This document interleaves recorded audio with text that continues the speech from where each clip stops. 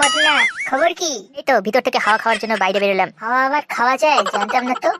কেমন খেতে রে? শালা শুয়োরের বাচ্চা, ভিতরে ঘাবড়ে গিয়েছিলাম, তাই ইন্টারভিউ এর পরে বাইরে বেরোলাম শান্তির জন্য। শান্তি মেয়েটা কোথায় রে? ওকে দেখতে পাচ্ছি না কেন? আরামের বাচ্চা, আমি বলছি কি আর তুই বুঝছিস কি? আমি আরাম করার জন্য বাইরে বেরোলাম। আচ্ছা, আগে বলবি তো। কিন্তু আরাম বাইরে না করে বাড়িতে গিয়ে কর। এ মালটার মাথা শেষ।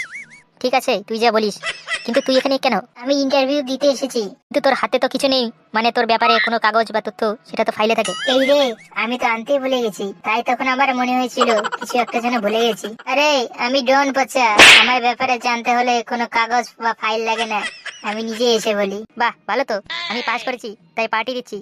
সবাই পাস করেছে আর পার্টিতে আসবে, তুই আসিস। আমি এখনো পাস করতে পারিনি, সবাই পাস আর আমি ফেল, যেখানে আমি ঝুঁকবো না সালা। কিন্তু কোথায় পাস, কবে পাস, সে পাস আমাকে তো বলিসনি। আরে গাধার বাচ্চা, ইন্টারভিউতে পাস বলছি গাধা। সবাই এটাই বলে গাধার বাচ্চা।